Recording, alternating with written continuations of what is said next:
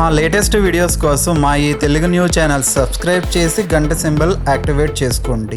రేపు అష్టమి, పైగా ఆషాఢ ఆదివారం, చాలా శక్తివంతమైన రోజు. ఈరోజు బెల్లంతో ఈ చిన్న పరిహారం చేయండి, చాలు భూలాభము, గృహలాభము కలుగుతుంది. ఇల్లు కొనుక్కునే అవకాశాలు వస్తాయి, ఇళ్ల స్థలాలు కొనుక్కునే అవకాశాలు వస్తాయి, లేదా అపార్ట్మెంట్ కొనుక్కునే అవకాశాలు వస్తాయి. బెల్లం అనేది చాలా పవిత్రమైన పదార్థం.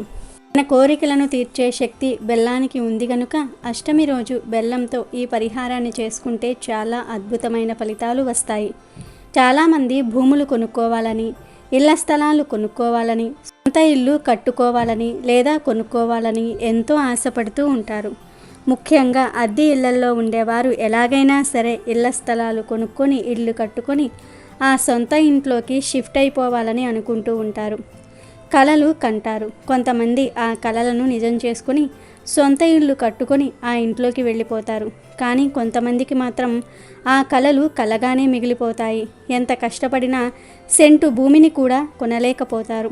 ఇలా మీరు కూడా బాధపడుతూ ఉంటే అష్టమి రోజు బెల్లంతో ఈ పరిహారాన్ని చేసుకోండి. ఖచ్చితంగా భూలాభం, గృహలాభం కలుగుతుంది. భూములు కొనుక్కునే యోగాలు, గృహాలు కట్టుకునే యోగాలు వస్తాయని సిద్ధశాస్త్రం చెప్తుంది. మరి ఇంతకీ అష్టమి రోజు బెల్లంతో ఏం చేయాలి అనే విషయాన్ని ఇప్పుడు మనం ఈ వీడియోలో వివరంగా తెలుసుకుందాము. అంతకన్నా ముందు ఎక్కువ పాపాలు చేసేవారే ఎందుకు సంతోషంగా ఉంటారో తెలిపే పవిత్ర కథను విందాం. ఒకరోజు పార్వతీ పరమేశ్వర్లు ఇద్దరూ ఏకాంతంగా కైలాసంలో కూర్చొని ఉన్నారు. అదే సమయంలో పార్వతీదేవికి ఒక సందేహం వచ్చింది. అప్పుడు పార్వతీదేవి పరమేశ్వరుణ్ణి ఇలా అడుగుతుంది, స్వామి, ఈ ముల్లోకాలను మీరు పాలిస్తూ ఉన్నారు కదా, ఈ ప్రపంచంలో ఎప్పుడూ కూడా చెడ్డ పనులు చేసేవారు, ఆపదలో ఉన్నవారికి ఎన్నడూ సహాయం కూడా చేయని వారు ఎందుకు సుఖంగా సంతోషంగా ఉంటున్నారు? వారే ఎక్కువ ధనవంతులుగా ఎందుకు అవుతూ ఉన్నారు అని అడిగింది. అప్పుడు ఆ పరమేశ్వరుడు, పార్వతి, నీ ప్రశ్నకు తప్పక సమాధానం చెప్తాను, కానీ ఇప్పుడు కాదు, మనం వస్త్రధారణ చేసి భూలోక సంచారం చేసి వద్దాం పద అంటాడు. ఆ పార్వతీ పరమేశ్వర్లు ఒక అడవి మార్గం గుండా వెళ్తూ ఉండగా మార్గం మధ్యలో ఒక పెద్ద వృక్షం నేలకు ఒరిగి కేవలం దాని వేర్లు మాత్రమే భూమిలో ఉంటాయి. పరమేశ్వరుడు చూసుకోకుండా అలా నడుస్తూ ఉండగా శివుడికి ఆ వృక్షం తగిలి స్వామివారు ముందుకు పడిపోతారు. కాలికి బాగా గాయమే రక్తస్రావం అవుతూ ఉంటుంది. అప్పుడు పార్వతీదేవి బాధపడుతూ కంగారు పడిపోతూ తన చీర కొంగును చింపి గాయానికి కట్టుకడుతుంది. కానీ ఆ పరమేశ్వరుడు మాత్రం ఆ వృక్షానికి, నువ్వు ఇంకా విశాలంగా తయారవు, అడవిలోనే అన్నిటికన్నా పెద్ద వృక్షంగా మారు అని వరం ఇచ్చారు. పార్వతీదేవికి ఏమీ అర్థం కాలేదు. అప్పుడు ఆమె శివుడితో, అదేంటి స్వామి, ఈ వృక్షం వలన మీకు అంత పెద్ద గాయమైంది, మీరు ఈ వృక్షానికి ఎందుకు సహాయం చేస్తూ ఉన్నారు? పైగా అన్ని వృక్షాల కన్నా ఇంకా పెద్దగా అవ్వమని ఎందుకు చెప్తున్నారు? మీ లీల ఏమిటో నాకు అర్థం కావటం లేదు స్వామి అంటుంది. అప్పుడు శివుడు ఇలా అంటాడు, ఈ ప్రశ్నకు నేను తప్పక సమాధానం చెప్తాను. దేవి, ఇప్పుడు మాత్రం మనం తిరిగి కైలాసానికి వెళ్దాం పద అంటాడు. పరమేశ్వరుడు, పార్వతీదేవి ఇద్దరూ కూడా కైలాసానికి తిరిగి ప్రయాణమైన తర్వాత కూడా పార్వతీదేవి మాత్రం భూలోకంలో జరిగిన దాని గురించి ఆలోచిస్తూనే ఉంటుంది. స్వామి, ఎందుకు ఆ విరిగిన వృక్షానికి అడవిలోనే అన్నిటికన్నా పెద్ద వృక్షంగా ఎదగమని వరాన్ని ఇచ్చారు అని అదే ఆలోచిస్తూ ఉండబట్టలేక స్వామివారి వద్దకు వెళ్ళి మరలా అదే సందేహాన్ని అడుగుతుంది. స్వామి, ఈ ప్రపంచంలో పాపాత్ములు అయిన మనుషులు, దుష్ట స్వభావం కలిగిన మనుషులు ఎందుకు ఎప్పుడు సంతోషంగా ఉంటారు, సుఖవంతమైన జీవితాన్ని గడుపుతూ ఉన్నారు అని పార్వతీదేవి స్వామిని మళ్ళీ ప్రశ్నిస్తుంది. అప్పుడు శివుడు, దేవి, నీ ప్రశ్నకు సమాధానం చెప్పడానికి ఇంకా కొంత సమయం పడుతుంది అని అంటాడు. విరిగిపోయిన వృక్షం చాలా పెద్దగా అవ్వాలని పరమేశ్వరుడు వరమిచ్చారు కదా, ఆ వృక్షం అతి కొద్ది రోజుల్లోనే అడవిలోనే అతిపెద్ద వృక్షంగా మారిపోయింది. ఆ వృక్షం ఎదురుగా అడవిలో ఉన్న ప్రతి వృక్షం చిన్నదిగానే కనిపిస్తుంది. మనుషులు ఎలా ఉన్నారు అంటే తమ దుష్ట స్వభావాన్ని వారు వదులుకోలేకపోతూ ఉన్నారు. వారి చెడ్డ అలవాటులను వారు వదులుకోలేకపోతూ ఉన్నారు. వారి చెడ్డ అలవాటులను వారు వదులుకోవటం లేదు. తమ నీచతత్వాన్ని కూడా వారు చనిపోయేంత వరకు వదలటం లేదు. చెరుకులోని గుణం ఏమిటి? తీయదనం అని అందరికీ తెలుసు. చెరుకు ఎప్పుడూ కూడా తనలో ఉన్న తీయదనాన్ని వదలదు. అలాగే మామిడిలోని గుణం ఏమిటి? పులుపు. దాన్ని కూడా అది ఎప్పుడూ వదలదు. అలాగే చెడ్డ మనుషులు కూడా తమ అలవాట్లను వదలలేరు. చెడ్డ పనులు చేసేవారు, అత్యాచారాలు చేసేవారు వారి స్వభావాన్ని, వారు చేసే కర్మలను కూడా వారు వదలలేరు. ఆ వృక్షం అంత విశాలంగా తయారైంది, కానీ అప్పుడు కూడా అది దాని స్వభావాన్ని వదలలేదు. ఏ రోజు పక్షులకు తను ఆశ్రయం ఇచ్చింది లేదు, గూడు కట్టుకోనిచ్చింది కాదు. పరమేశ్వరుడు ఈ ముల్లోకాలకు దేవుడు. ఆయన అన్నీ చూస్తూనే ఉంటాడు. వసంత ఋతువు రానే వచ్చింది. కొత్త కొత్త చిగుర్లు వేస్తూ ఆ వృక్షం చాలా పచ్చగా అందంగా తయారైంది. అహంకారంతో అలానే ఆకాశంలో ఎగిసిపోయి ఉంటుంది. ఆ పూర్తి అడవిలోనే ఈ వృక్షం కన్నా అందమైన వృక్షం మరి ఒకటి లేదు. ఎందుకంటే పరమేశ్వరుడు ఆ వృక్షానికి అలాంటి వరాలు ఇచ్చాడు. అందువలనే దాని అహంకారం ఆకాశమంతా ఎత్తుకు ఎగబాకింది.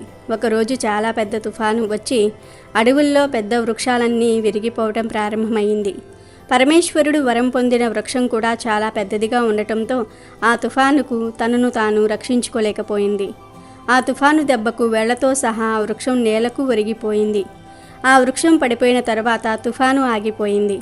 ఒకరోజు పార్వతీ పరమేశ్వర్లు ఇద్దరూ మరలా భూలోక సంచారం కోసమని అదే మార్గంలో వెళ్తూ ఉండగా అప్పుడు పార్వతీదేవి తన ప్రశ్నలకు సమాధానం తెలుసుకోవాలని, స్వామి మీరు నా ప్రశ్నలకు సమాధానం ఎప్పుడూ చెప్తారు అని అడుగుతుంది. అప్పుడు స్వామి, పదపార్వతి, మార్గం మధ్యలో నీ ప్రశ్నకు సమాధానం తప్పక దొరుకుతుంది అని ఆ పరమేశ్వరుడు అంటాడు. అలా వెళ్తూ ఉండగా వారికి మార్గం మధ్యలో ఆ విరిగిన పెద్ద వృక్షం కనిపిస్తుంది.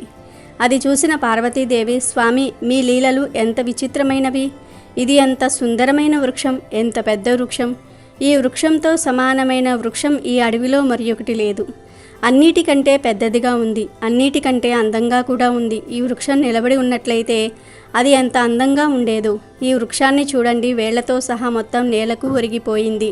దీనికి గల కారణం ఏమిటి స్వామి అని పార్వతీదేవి ఆ పరమేశ్వరుణ్ణి అడుగుతుంది. అప్పుడు ఆ పరమేశ్వరుడు పార్వతీదేవితో ఇలా చెప్తారు, దేవి, ఈ ఇరిగిపోయిన వృక్షం కొంతకాలం క్రితం మనం ఈ మార్గం గుండా వెళ్తున్నప్పుడు నా కాలికి తగిలింది. చాలా పెద్ద గాయం కూడా అయింది కదా, ఆ వృక్షమే ఇది. కానీ నేను ఆ సమయంలో ఈ వృక్షానికి ఏం వరం ఇచ్చానో నీకు గుర్తుందా? ఈ వృక్షానికి చాలా పెద్దగా ఎదగమని వరం ఇచ్చాను. ఆ రోజు నేను ఈ వృక్షాన్ని తీసి పారేయాలి అంటే నేను చాలా కష్టపడాల్సి వచ్చేది. ఎందుకంటే ఆ విరిగిపోయిన వృక్షం చాలా అహంకారాన్ని కలిగి ఉంది. ఈ వృక్షాన్ని నాశనం చేయటమే నా కర్తవ్యం. అందువల్లే వృక్షాన్ని పెద్దగా అవ్వమని వరం ఇచ్చాను. చూడుదేవి, ఈ వృక్షం ఎంత విశాలంగా తయారైందో. ఈ వృక్షం అడవిలోనే అతిపెద్దదిగా ఎంత విశాలంగా మారినా కూడా దాని అహంకారాన్ని మాత్రం అది విడవలేదు. అన్ని వృక్షాల కంటే పెద్దదాన్ని అనే అహంకారం కలిగి పక్షులను తనపై గూడు కట్టుకోనివ్వలేదు. బాటసారులకు, యాత్రికులకు కూడా నీడనిచ్చేది కాదు. నీడ ఇవ్వకుండా ఆకులను ముడుచుకునేది. అందువల్లే ఈ వృక్షం చాలా పెద్ద అహంకారి, చాలా పెద్ద పాపి. ఈ వృక్షం తన జీవితంలో ఎవరికీ ఏనాడు కూడా ఉపయోగపడలేదు.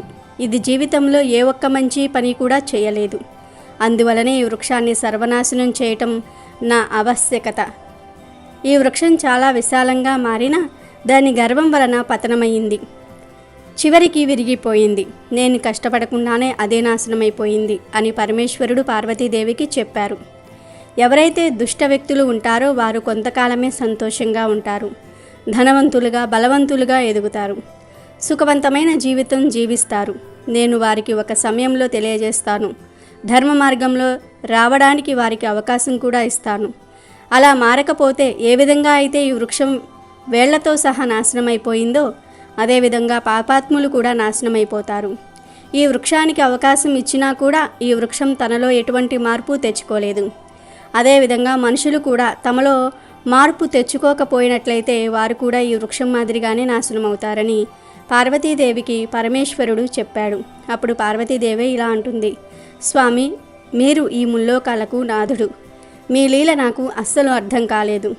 మీరు ఇచ్చిన వరంలో ఎంత అంతరార్థం ఉందో అప్పుడు నాకు తెలియలేదు. అదేవిధంగా పాపాత్ముల వినాశనం తమ చేతుల్లోనే ఉంది అని అంటుంది. రాముడి పేరు ప్రతి ఒక్కరూ వినే ఉంటారు. రామాయణంలో రావణుడు 3 లోకాలు తన జ్ఞానంతో గెలిచాడు. కానీ తన మృత్యువును తనే స్వయంగా కోరి తెచ్చుకున్నాడు. రావణుడు మరణించినప్పుడు ఏడవడానికి మండోదరి తప్ప ఎవ్వరూ లేరు. ఈ ప్రపంచంలో మనుషులు అహంకారంలో మునిగిపోయి ఉన్నారు. అహంకారంతో ఎదుటివారి మనసులను నొప్పిస్తూ ఉన్నారు. పాపాలు చేస్తూ ఉన్నారు. పాపాలు చేస్తూనే ఏమాత్రం కూడా భయపడటం లేదు. వారు కొంతకాలం మాత్రమే సంతోషంగా సుఖంగా ఉంటారు. ఈ మాట ఆ పరమేశ్వరుడు స్వయంగా పార్వతీదేవితో చెప్పారు. అటువంటి వారు కొంతకాలమే సుఖంగా ఉంటారు. పూర్తి జీవితం సంతోషంగా ఉండలేరు. అహంకారం విడవకపోతే వారికి వృక్షంలాగే అంతం తప్పదు. వేళ్లతో సహా నాశనమైపోతారు. ఎంతగా అంటే మరలా ఎదగలేనంతగా. ఎందుకంటే అలాంటి వారి యొక్క పెరుగుట విరుగుట కొరకే. అందుకే మన పురాణాలు చెప్తూ ఉన్నాయి, నీకు ఉన్నంత దానిలో లేని వారికి సహాయం చేయమని, ఆపదలో ఉన్న వారిని ఆదుకోమని. అప్పుడే దైవానుగ్రహం మన మీద ఎల్లప్పుడూ ఉంటుంది. ఇవి శివుడు చెప్పిన మాటలు. వీడియోలోకి వస్తే బెల్లం అనేది చాలా పవిత్రమైన పదార్థం, బద్ధకమైన పదార్థం. బెల్లానికి మన కోరికలను నెరవేర్చే అద్భుతమైన శక్తులు ఉన్నాయి. ఎవరైతే ఇళ్ల స్థలాలు, ఇల్లు కొనుక్కోవాలనే కోరికను కలిగి ఉంటారో వారు చక్కగా అష్టమి రోజు ఉదయం లేవగానే శుచిగా స్నానం చేసుకొని మీ ఇష్ట దైవాన్ని పూజించుకోండి. పూజ చేసుకున్న తర్వాత చక్కగా బెల్లం కుందులను తీసుకోండి. 1/4 కేజీ, అర కేజీ, కేజీ ఇలా ఏ సైజులో ఉన్న కుందులను అయినా సరే తీసుకోవచ్చు. తర్వాత ఈ కుందులలో చిన్న గుంటలాగా చేసి ఆ బెల్లం కుందులను దేవుడి ఫోటో ముందు పెట్టి గుంటలో నువ్వుల నూనెను పోసి ఒక వత్తి వేసి దీపాలు వెలిగించండి. ఇలా వెలిగించిన బెల్లం దీపాలకు కుంకుమతో 4 బొట్లు పెట్టండి. పుష్పాలతో అలంకరించండి. 2 అరటిపళ్ళు నివేదన చేయండి. ఆ దీపాలను అలా పూజ గదిలో వదిలివేయండి. బెల్లం దీపాలు ఎప్పుడైతే కొండెక్కుతాయో అప్పుడు ఆ కుందులను తీసేసి ఎక్కడైనా సరే ఖాళీ స్థలంలో భూమిలో గొయ్యి తీసి పాతివేయండి. అలా పాతిపెట్టే ముందు నేను భూములు కొనుక్కోవాలి, స్థలాలు కొనుక్కోవాలి, ఇల్లు కట్టుకోవాలి, భూలాభం గృహలాభం కలగాలని మీ కోరిక చెప్పుకొని ఆ తర్వాత పాతిపెట్టేయండి. ఇలా ప్రతి అష్టమికి ఈ పరిహారం చేశారంటే 2-3 నెలల్లోనే మీ కోరిక తీరిపోతుంది. ఇల్లు కొనే అవకాశాలు వస్తాయి. భూములు, ఇళ్ళ స్థలాలు కొనే అవకాశాలు కూడా వస్తాయి. ఇల్లు కట్టుకునే అవకాశాలు వస్తాయి. మీకంతా మంచే జరుగుతుంది. కనుక మీరు కూడా అష్టమి రోజు బెల్లంతో ఈ చిన్న పరిహారం చేసి భూలాభాన్ని గృహలాభాన్ని పొందండి. రేపు అష్టమి, అద్భుతమైన రోజు. ఈరోజు ఉత్తరేణి మొక్కతో ఇలా చేస్తే చాలు, కుప్పలు కుప్పలుగా డబ్బు వస్తుంది. కోట్ల సంపాదన మీ సొంతమవుతుంది. విపరీతంగా డబ్బు వస్తుంది. డబ్బుకు సంబంధించిన ఎలాంటి సమస్యలు ఉన్నా కూడా తీరిపోతాయి. ఎందుకంటే ప్రకృతి సంపాదించిన మొక్కలు చాలా అద్భుత శక్తులను కలిగి ఉంటాయి. ఆ శక్తులను మనం కూడా పొందాలంటే పరిహారాలను చేయాలి. ముఖ్యంగా ఉత్తరేణి మొక్కకు ఎన్నో పవర్స్ ఉన్నాయి. అష్టమి తిథి రోజు ఆ పవర్స్ యాక్టివేట్ అవుతాయని శాస్త్రం చెప్తుంది.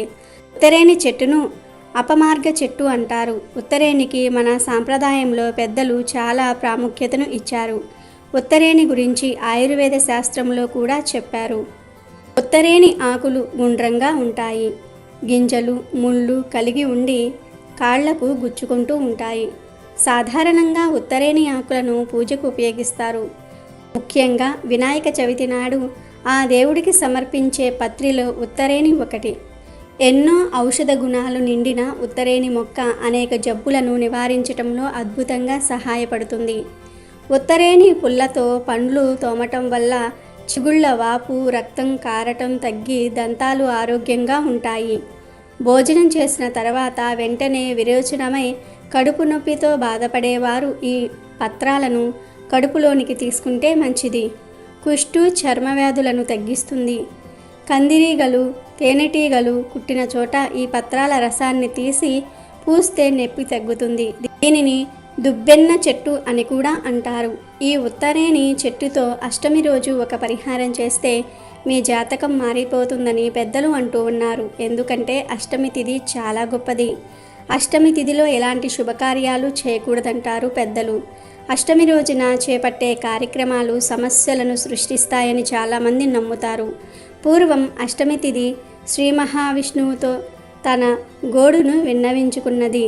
అష్టమి తిథి రోజు ఎలాంటి శుభకార్యాలను ప్రజలు చేయట్లేదని అష్టమి తిథి వాపోయింది. ఆ సమయంలో విష్ణు భగవానుడు అష్టమి తిథి ప్రాధాన్యతను ప్రజలు గుర్తించే రోజు ఒకటి వస్తుందని హామీ ఇచ్చాడు. ఆ హామీ ప్రకారం వాసుదేవుడు దేవకిలకు పుత్రుడిగా అష్టమి తిథిలో శ్రీకృష్ణుడు జన్మించాడు. అష్టమి రోజు శ్రీకృష్ణ జయంతిగా జరుపుకుంటున్నారు. అష్టమిలో జన్మించిన కృష్ణుడు తల్లిదండ్రులకు దూరంగా యశోదామాత వద్ద ముద్దుగా పెరిగిన కంసుని చేత ఇబ్బందులు ఎదుర్కొన్నాడు. అందుకే ఈ అష్టమి తిథి శుభకార్యాలకు ఉత్తమమైనవి కాదని పండితులు చెప్తూ ఉన్నారు. అష్టమి రోజు ఉత్తరేణి చెట్టుకు విపరీత శక్తులు వస్తాయని సిద్ధశాస్త్రం చెప్తోంది. మరి అష్టమి తిథి ఉన్న రోజు ఉత్తరేణి మొక్కతో ఏం చెయ్యాలి అనే విషయాన్ని ఇప్పుడు మనం ఈ వీడియోలో వివరంగా తెలుసుకుందాం. అంతకన్నా ముందు వాంఛారహిత అంటే ఏమిటో తెలిపే కథను విందాం. అష్టమి తిథి రోజు ఉత్తరేణి చెట్టులోని ధాతువులు యాక్టివేట్ అవుతాయి. కాబట్టి అష్టమి తిథి ఉన్న రోజున మీరు ఉదయాన్నే నిద్రలేచి శుచిగా స్నానం చేసుకుని శుచిగా ఉండే దుస్తులు ధరించి ఒక చెంబుడు నీటిని తీసుకొని మీకు ఉత్తరేణి మొక్క ఎక్కడ అవైలబుల్గా ఉంటుందో అక్కడకు వెళ్ళండి. అలా వెళ్ళాక ఆ ఉత్తరేణి మొక్కకు ముందు చెంబుతో నీళ్లు పోసి ఒక నమస్కారం చేసి చెట్టును వేళ్లతో సహా పీకివేయండి. పీకిన తర్వాత ఆ చెట్టు వేరును జాగ్రత్తగా తుంచండి. ఆ వేరును తీసుకొని మీ ఇంటికి వచ్చేయండి. వచ్చాక ఉత్తరేణి వేరును శుభ్రం చేసి తడి లేకుండా తుడిచేసి ఒక ఎర్రటి వస్త్రంలో వేయండి. ఈ వేరుతో పాటు కొంచెం నల్ల ఇంగువను కూడా వేయండి. తర్వాత ఈ రెండిటిని కలిపి మూట కట్టేసి ధూపాలు చూపించి బీరువాలో కానీ వ్యాపార స్థలంలో కానీ పెట్టుకుంటే బ్రహ్మాండంగా డబ్బులు వస్తాయి. చెడు దృష్టంతా కూడా పోతుంది. కుబేరులుగా మారే యోగం వస్తుంది. సంపాదన పెరిగిపోతుంది. లక్ష్మీదేవి ఇంట్లోకి ఆకర్షింపబడుతుంది. దరిద్ర దేవత పోతుంది. చెడంతా పోతుంది. ఈ చిన్న వేరు వలన అన్ని అద్భుతాలు జరుగుతాయి. మేము చెప్పటం కాదు కానీ ఒక్కసారి మీరు చేసి చూస్తే ఎంత అద్భుతమైన ఫలితాలు వస్తాయో మీరే అనుభవించగలుగుతారు. కాబట్టి అష్టమి తిథి ఉన్న రోజు మీరు కూడా ఉత్తరేణి మొక్కతో ఈ చిన్న పరిహారం చేసి అపర కోటీశ్వర్లుగా మారిపోండి. అమెజాన్లో బెస్ట్ డిస్కౌంట్స్ కోసం వీడియో డిస్క్రిప్షన్లో లింకు ఉంది, చూడండి. అలాగే మా టెలిగ్రామ్ ఛానల్ సబ్స్క్రైబ్ చేసుకోండి.